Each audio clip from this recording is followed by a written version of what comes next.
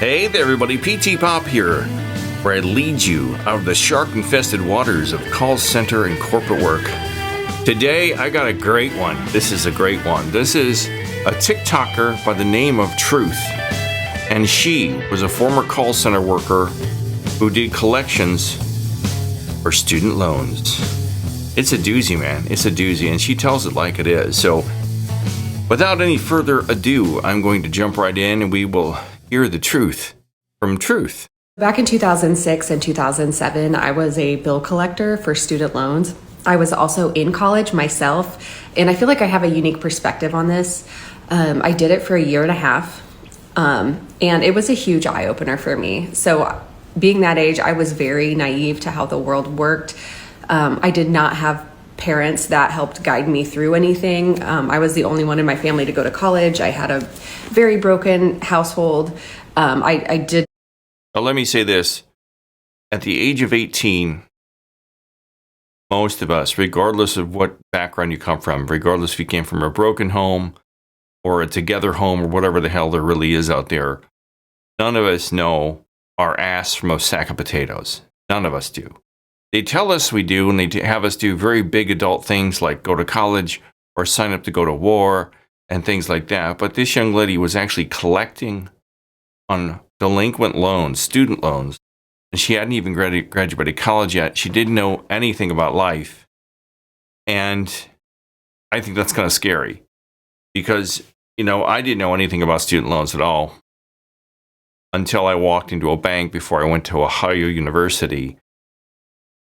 Sat down with a loan officer with my mother sitting next to me, and he said to me, now you understand you've got to pay these back. And I said, this isn't financial aid. This isn't government financial aid. And he's like, no, this is a loan.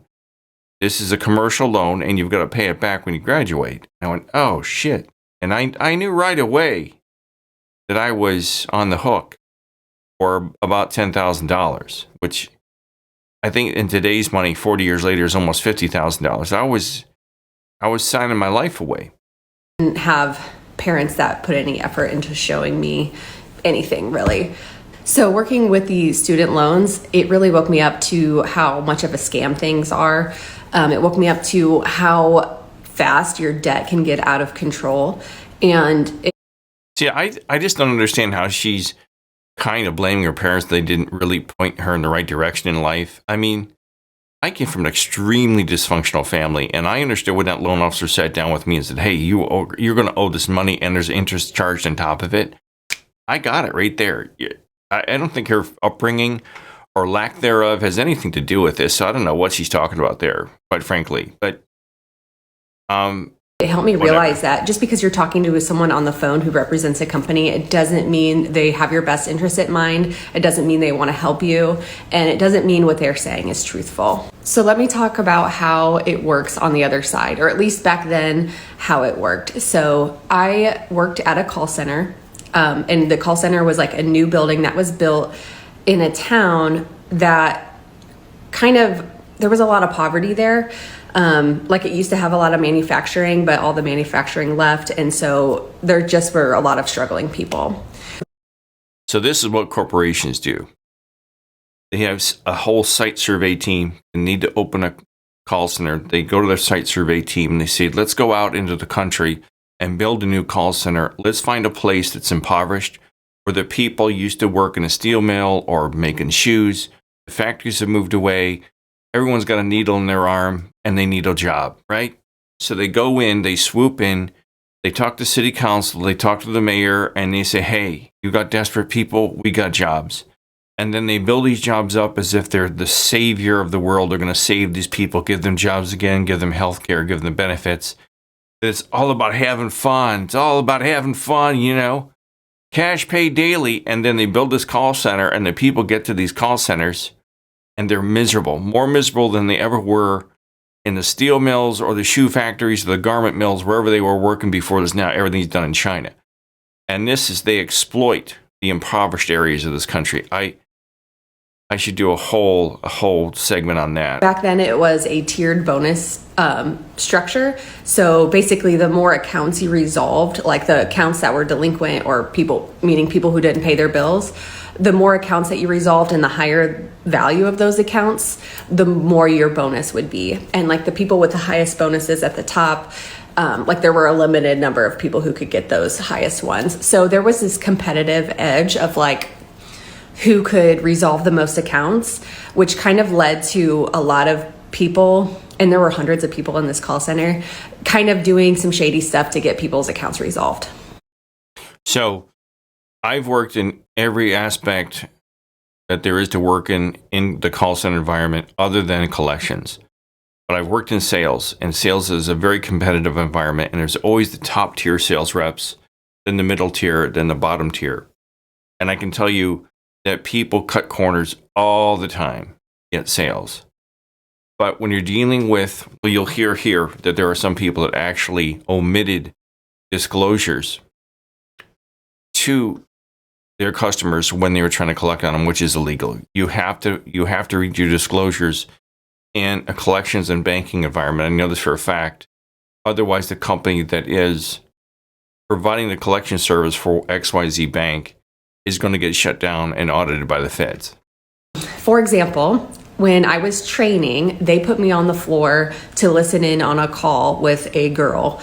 And this girl was like, you probably shouldn't like take notes from me or do anything I say because I've got 4 kids to feed at home. I'm a single mom and I do whatever it takes to get these accounts resolved. So she was doing a lot of things she shouldn't be just to hurry up and get people's payments in or get their account resolved. She would say as little as possible. She would explain as little as possible. We were supposed to read these scripts. Like if somebody was going to put their loans in forbearance or deference, like that's a way to kind of stop payments on your loans for a while. So, as I've said before, most of us that work in call centers, myself included, we were desperate people. Most of the time when you found me in a call center, I was in between jobs or something was going on with my life and I had to have some extra money coming in, or it was my main source of money. So a lot of people are single. They're single parents. They have problems at home. They have mental and emotional issues. They have addictions, and they are desperate people for the job and for the money, and they'll do anything to close the sale, because the more sales you close, the more collections you get closed, the more money you bring into the company by getting people to pay off their debt. The more money you bring to the company, the more bigger your bonus. So the woman or the young lady she was sitting with was cutting corners so she could get the biggest bonuses. Then she wouldn't read the script that we were supposed to read, which kind of told people how their interest would get capitalized. And even though it said that, it was still kind of hard to understand, I guess. But she would just skip reading that, and she would be like, yeah, I can stop your payments for 6 months, and I can even, move your payment date. And, then people who couldn't pay their loans at the time would be like, oh my God, thank you so much. Not realizing when their payments stopped for 6 months, that all the interest that would have accrued on that was going to get tacked onto their original principal amount. So then their principal amount of the loan would go up. So say... Okay, this is where I don't think she's correct. I had student loans. I had commercial student loans and I had federal student loans. On your traditional loan, the interest on a traditional commercial loan, the interest is compounded. So you're getting charged interest on top of interest. So if you make 5% interest and that makes your overall balance go up $5, you're now getting charged. Say if your original balance was $10, you have $5 of interest, you're getting charged on $15. And then the next month you're getting charged interest on $20. So the overall balance increases and increases, but the principal balance doesn't change. The principal balance itself stays the same.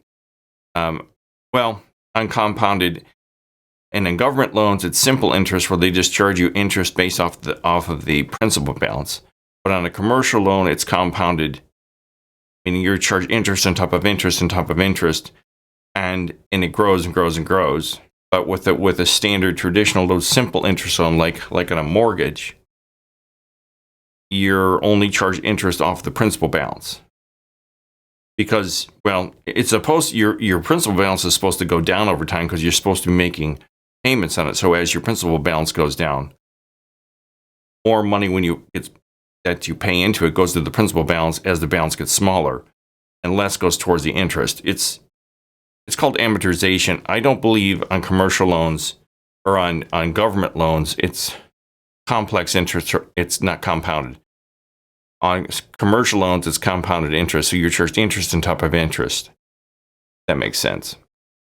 They had a $100,000 loan, and in that 6 months, they accrued $5,000 of interest. Their new loan after the 6 months would be $105,000 plus interest. And you could do these deferrances and forbearances.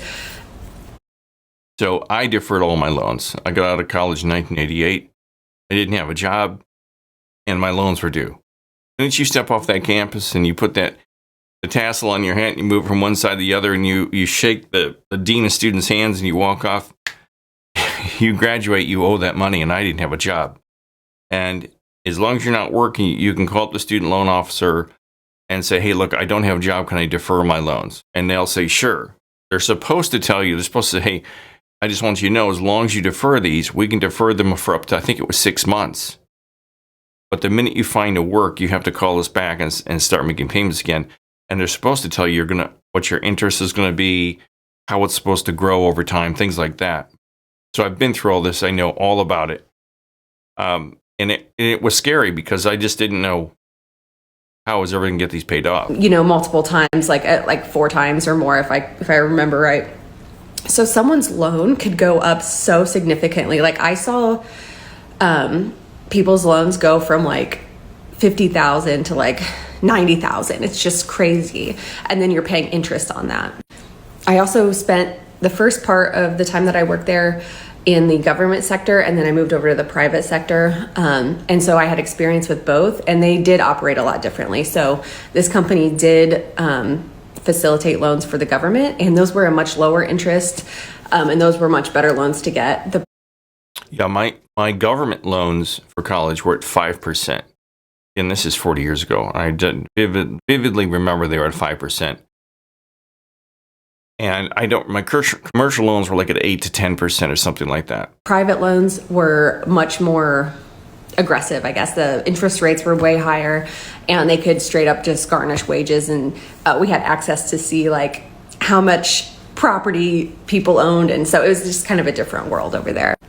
I also just think it's really unfair that we told so many people that they should go into debt to go to college so that they could have a good life, but most of the degrees that people got were worthless. That's 100% true. And I speak from personal experience. The degree I got was a degree in interpersonal communication, an emphasis in public speaking, and a minor in business management. And I also spent a good portion of those 4 years taking art classes because I was always had one eye in the artist in me. And my degree, I remember I had an interview and they told me in school, with my degree in organizational communications and public speaking, I could walk into a company, work in their public relations department, and tell them, I can help you streamline your communications processes inside your company so you have better communication within the company, okay? And they made it sound like every company had a communications department. They did. They made it sound just like every company had a communications department. And I remember I had an interview with Aetna Insurance. And, they ask you the basic questions like, oh, what do you want to do with your life? Why do you want to work at Aetna? And I'm like, well, I've got this degree in communications. I could come in here and streamline your communications processes, and I can do all this slick stuff. And they're like, what are you talking about?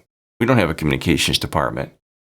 And in college, they told me I could work in companies' public relations departments too. But most of these companies told me they only had like one person. They had like a one tiny public relations department where the one person is the PR representative. And they said that person ain't going nowhere, and you're not. Basically they said you're out of luck. So a lot of these jobs, not the jobs, but a lot of these degrees don't get you jack. or at least a lot of them. There's so much I could say around this, but like I said, if you guys have any questions, I would love to have more of a conversation about it. But I think the answer lies somewhere in the middle. Like, if you took out a loan, you should definitely pay it back, because I paid back my loans, I budgeted, and I figured out how to do that, and then I made better choices moving forward. However, I was able to catch it in time. Like, after I worked there, I stopped going to school because I didn't want to get into this overwhelming debt, but I had that experience as a bill collector. So that's Truth. Subscribe to our channel on TikTok. And, I had this experience as well. And when I got out of college in 1988, minimum wage was $3.35 an hour. I was living at home with my mom, and I was working in a factory, making $5 an hour. And I had no way of paying these loans off in any expedient amount of time. And while I was aware of what I was getting myself into, when I went to college, they told me that when I got my degree, now keep in mind this is 1988, they told me that by 1988 when you graduate and you get your degree, you're going to walk out into the real world with your diploma, which is worth about as much as this paper towel. That I didn't know that, but you're going to walk out in the world and people are going to hand you a job starting at $30,000. Now, keep in mind, $30,000 in 1988 was a sweet amount of money. But I got out of school and I couldn't find anything because I had no experience. Because the degree I was sold didn't have any jobs in the real world. There's no jobs. At the time, there were no communications departments. Unfortunately, by 1992, I had deferred my loans a bunch of times because I was in and out of jobs. I finally was still working at this factory. I got a good job with a communications company, and then they downsized and I got laid off. Then my mom died. It's June of 1992. My mom died, and I was living in my childhood home with her. I'd lived in this house for like 20 years or something, almost 20 years. And she left me the house. I was grateful for this house, small 900 square foot, 2-bedroom house. It wasn't a mansion. My mother was far, far, far from wealthy. What I did is once I gained ownership of the house, after everything went through probate, is I refinanced the house and I dumped my student loans into the principal balance. So the principal balance went up like $10,000, but it was the only way I could get out from underneath these loans. And I figured out a way to get away from it, but these things would have haunted me probably for at least 10 years. So there's ways around it, but you really think hard before you go to college. Because I guarantee you that 90% of the degrees that they're selling you, and I'm telling you, they sell you on these, are worthless. They'll get you nothing. They won't get you a job. And right now the economy is so terrible. Even if you have a good job, I'm going to do another video later about nurses and how hard it is to get a job as a nurse after college, even though there's a shortage of nurses in 2025. So that's what it's like working in collections for student loans.